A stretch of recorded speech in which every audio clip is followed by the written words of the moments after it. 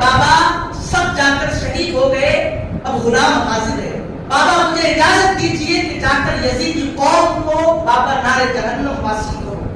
اب امام حسین نے آنکھوں میں دیکھا اپنے بیٹے کے، بالکل گریہ اوزاری کر رہے ہیں کہ بابا آپ سے پہلے جانا چاہتا ہوں۔ بابا پہلے بیٹے کی باری آئے گی، بعد میں باپ کی باری آئے گی۔ اب باپ نے کہا، امام علی مقام نے کہا کہ بیٹے اپنی 18 سال کی زندگی کربلا میں مکمل کرو گے، بیٹے تم تو مدینہ جاؤ، مدینے میں زندگی گزارو، بیٹا تمہارا یہاں پر کوئی کام نہیں۔ اماں نے کہا کہ بیٹے تم 18 سال کے ہو، بیٹے تم کو جانے کی اجازت نہیں دوں گی، بیٹے تم جوان ہو، ابھی تو تم نے نہ جنگ دیکھی نہ تمہیں کچھ تجربہ ہے، بیٹے تم جانا، تم کو اجازت نہیں۔ اب امام علی اکبر نے کہا کہ دیکھو ماں، سارے لوگ جا کر شہید ہو رہے ہیں اور شہادت پانا یہ ہمارا کام ہے، بابا دشت کربلا میں تنہا چھوڑے گئے، ان کی حفاظت کرنا بیٹے کا کام ہے، تیروں کی اگر بوچھار ہوتی ہے تو اماں ہو جائے، یہ نانا کا غلام، اماں پہلے شہید ہوگا، نانا کی امت کو چھڑائے گا۔ کہا کہ ایسے ہی کر کر حضرت امام علی اکبر خوب اصرار کیے کہ اماں مجھے جانے دو، بابا مجھے جانے دو، حتیٰ کہ رونے لگے شہید ہونے کے لیے۔ کہا کہ بیٹے اگر تمہاری اتنی ضد ہے تو میں تم کو چھوڑتا ہوں۔ ان کو جنگ کا لباس پہنایا گیا، اس کے بعد کہا کہ بیٹے جاؤ۔ اب جیسے ہی سامعین محترم وہ حضرت علی اکبر امام حسین کے جو بڑے فرزند قریب ہیں، ان کی یہ شان تھی کہ جب حضور پاک علیہ السلام کو لوگوں کو دیکھنا ہوتا تو امام حسن کو امام حسین کو کھڑا کر کر دیکھتے، لیکن جب تنہا حضور کو دیکھنا ہوتا تو کہتے کہ حسین اپنے بڑے بیٹے سے ملاقات کراؤ۔ لوگوں کو حضور پاک سے ملاقات کرنا ہوتا، ان کے رخ انور کی زیارت کرنا ہوتی تو علی اکبر کو بلا کر ان کے چہرے کی زیارت کرتے، کہتے کہ واہ ہم نے حضور کی زیارت کر لی حضور کے وصال کے بعد، اور کہتے کہ یا رسول آپ ذرا گفتگو فرمائے، آپ کی گفتگو حضور کی گفتگو لگتی ہے۔ اس کے بعد جب علی اکبر ایک شیر کی شکل میں، ایک شیر کی مانند دھاڑتے ہوئے 18 سالہ نوجوان گھوڑے کی زین پر بیٹھ کر گھوڑے کو دوڑا کر کربل کی زمین پر جب پہنچا، چہرے پر نقاب، عبداللہ بن زیاد ظالم بھی جب علی اکبر کو دیکھا تو کہنے لگا ایک شخص سے کہ ذرا علی اکبر کو یہ کہو کہ وہ اپنے چہرے سے نقاب اٹھائے، حضور کو دیکھنے کی تمنا ہو رہی ہے۔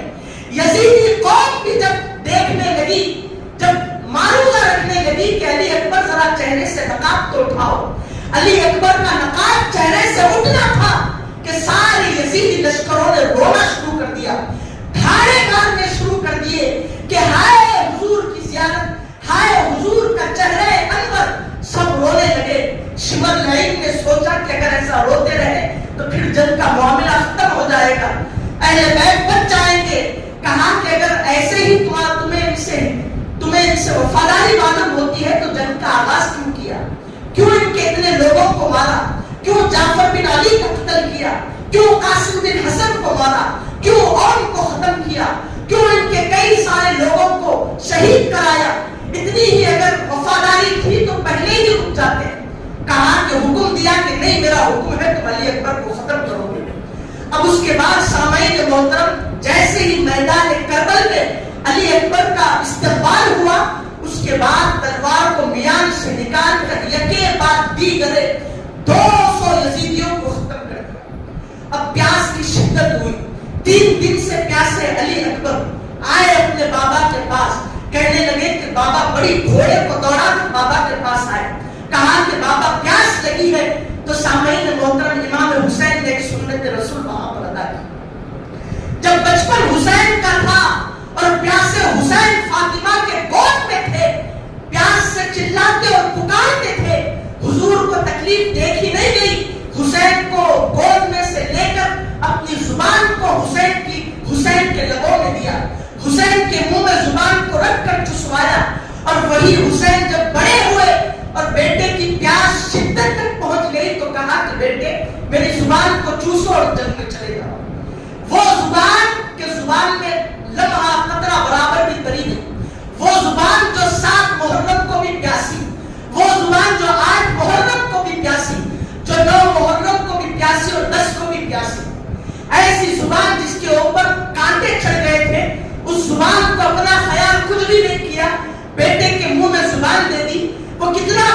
گے, کتنا سیلاب ہوں گے.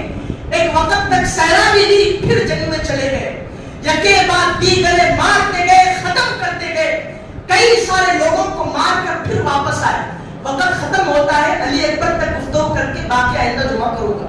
تو سامعین محترم پھر لوٹے, کہا کہ بابا پیاس کا غلبہ بڑھ گیا. اب انہوں نے کہا کہ زبان کی وہ طاقت نہیں کہ چسا کر پھر بھیجوں. کہا کہ بیٹے یہ میرے نانا کی انگوٹھی ہے, اسے چوسو اور آگے بڑھ جاؤ. علی اکبر نے اس انگوٹھی کو لیا, اپنے منہ میں رکھ کر چوسا, اس کے بعد پھر میدان کربلا میں پہنچے. یکے بعد دیگر اتنے لوگوں کو مارا, اتنے لوگوں کو مارا کہ اس کی حد نہیں. اس کے بعد پھر تیسری مرتبہ آئے, کہنے لگے کہ بابا اب کیا کروں. کہا کہ بیٹے میں دیکھ رہا ہوں کہ ایک آدھ لمحہ موجود ہے, اس کے بعد تمہیں ڈائریکٹ جا کر حوض کوثر پر سیراب ہونا ہے. امام حسین رونے لگے. اب علی اکبر بھی خوش ہو گئے کہ اللہ کی طرف پروازی ہے, پھر بڑے. اب سامعین محترم اتنا بڑا مسئلہ ہو گیا کہ سارا یزیدی لشکر ڈرنے لگا.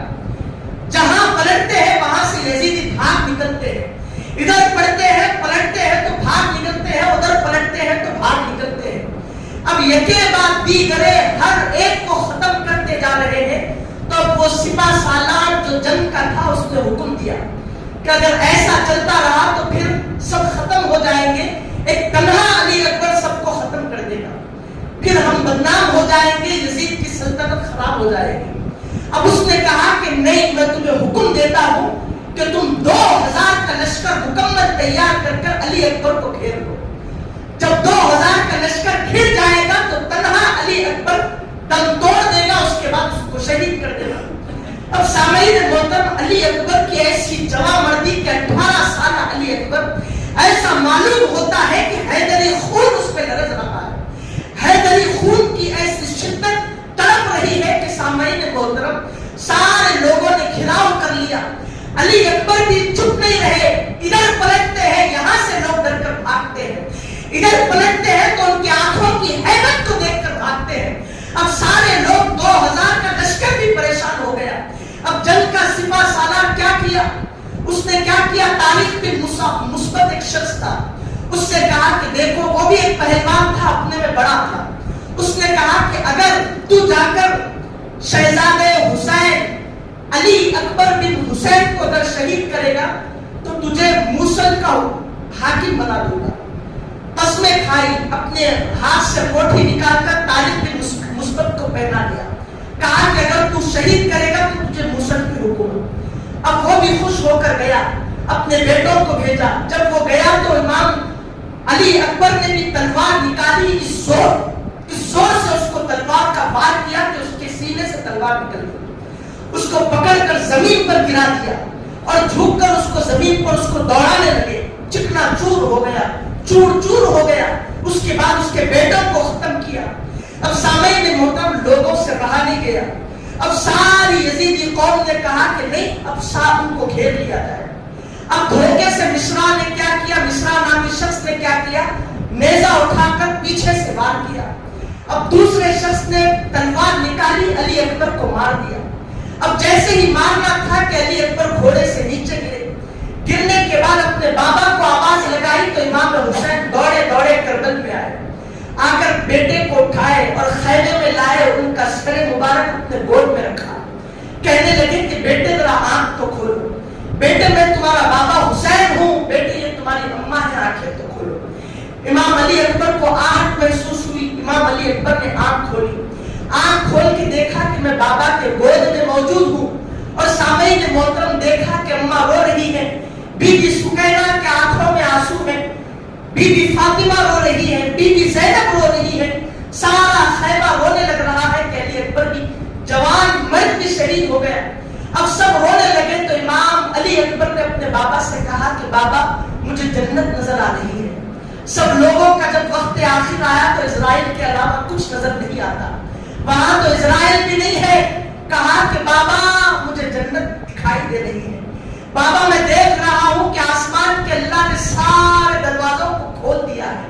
بابا میں دیکھ رہا ہوں کہ جنت کی تمام حوریں پیالہ لے کر کھڑی ہیں. بابا آپ مجھے اجازت دیجیے. آنکھیں بند ہو گئی. امام علی اکبر کی وفات ہو گئی. امام علی اکبر شہید ہو گئے. سارے خیموں میں